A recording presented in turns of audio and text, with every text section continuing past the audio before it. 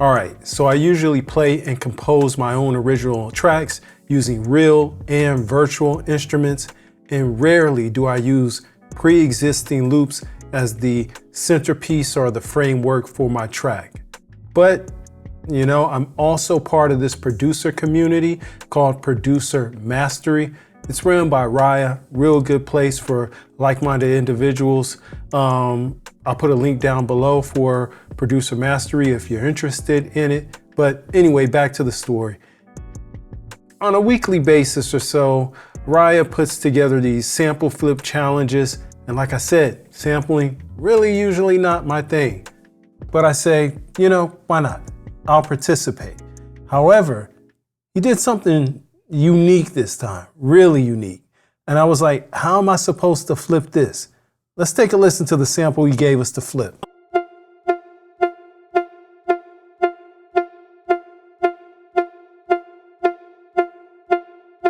Yeah, there's absolutely nothing there to like sample. It's just that same plucked sound at 112 BPMs for about 20 seconds. Like, what am I supposed to do with that? So I said, you know what? I'm gonna take on the challenge. And I'm gonna take this minimalism and say, you know what? I'm gonna use it as an advantage instead of a disadvantage. So what I did was I opened up my sampler of choice, Serato Sampler, and I got to work. Let's jump in the DAW and I'll show you what I'm working with.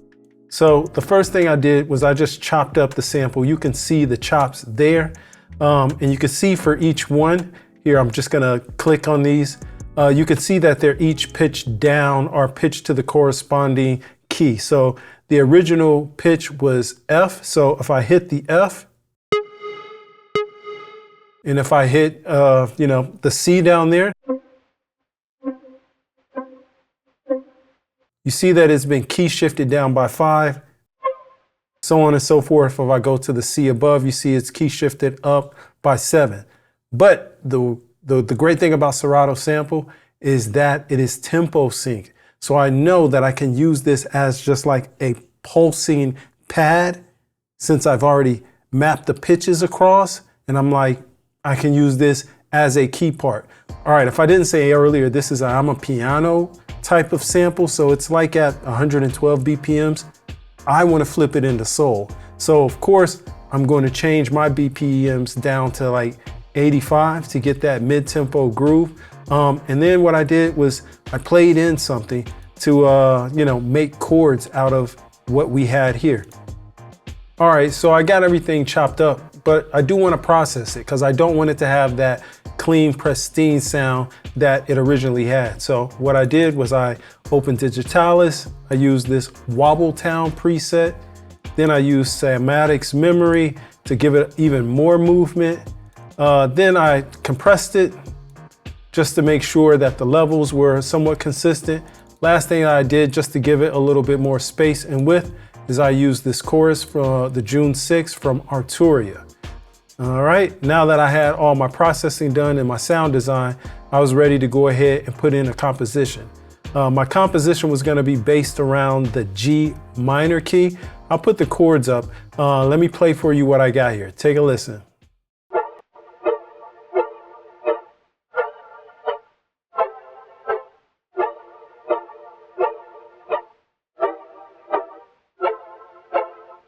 All right, now that I got the keys in, the next thing I wanted to do was to put in some drums. And for that, I was using Battery, using Native Instruments, Velvet Bloom, and the Degrees preset. Yeah, put in a transient master and some saturation there just to make the drums a little bit tighter and hit a little harder. But then after I started playing it in, I was like, it's a little too boomy. So I used a Ventides D-Boom and just pulled back some of that to give me presence or to keep presence, but get rid of some of the boominess that was in the kit. Let me play for you what the pattern that I put in. Take a listen.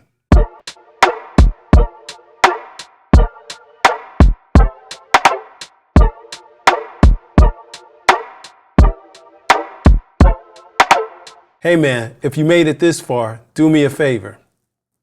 Like and subscribe. Appreciate you. Next up, I needed a bass, something to hold down that fundamental. And for that, I used Arturia's Inner City Soul Pack. I used this Whoa Whoa preset.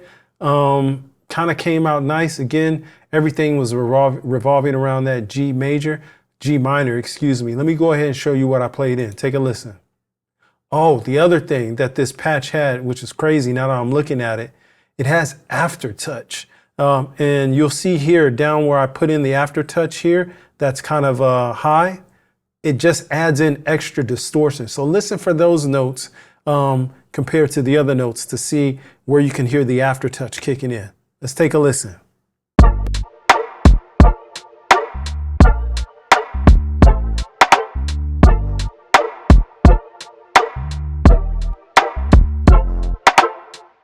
Next order of business is to put in another harmonic instrument. I was feeling a little bit inspired, so I grabbed the Rev Star and just put in something that's slightly percussive, but laid back, kind of like the sampled keys are. Let me let you take a listen.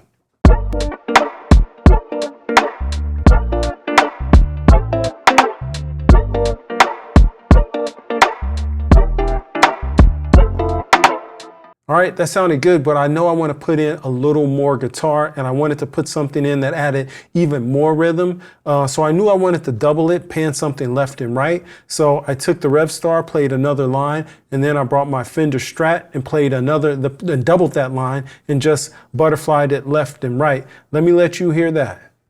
Oh, let me tell you how I processed it also. All right, so for the Rev Star, I used amplitude. There we go. Use just a jazzy preset using like a Fender. Then I use amplitude again for my Strat, and then use again another Fender amp. But this one is a funk phaser preset, so it'll sound slightly different. Give me some separation from the left and right. Let me let you hear that.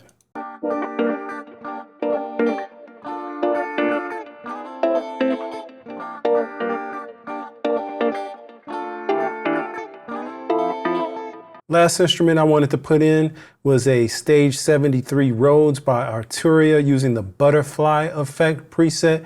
Now what I wanted to do here was just add a little bit more bed to kind of hold up the harmonics here, and also add just a little bit of extra rhythm on top, just so things didn't sound so floaty, but actually felt like they were moving along a little bit.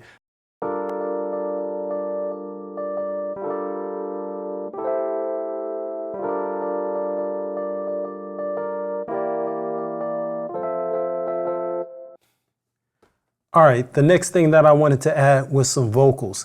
I wanted to go ahead, put my own vocals in. And I was thinking a little bit along the lines of Bilal and his album, Firstborn Second. You know, I kind of just liked the texture of his voice from back then. So I was like, all right, cool, I'll put that in. Record it in everything. I'll let you guys hear it. But just a little tidbit is when I played this for the community, I told them, yeah, you know, I kind of did some singing. And after they heard it, they were like, oh, yeah, that sounds good. You're kind of like Bill Withers. I'm like, Bill Withers. I'm like, yeah, OK, I'll take it. I was going for something a little bit more new retro, but I'll go for the original. All right. Let me let you hear the whole thing out. Don't go anywhere, though. I still got more to talk to you about. Let's hear the whole thing out.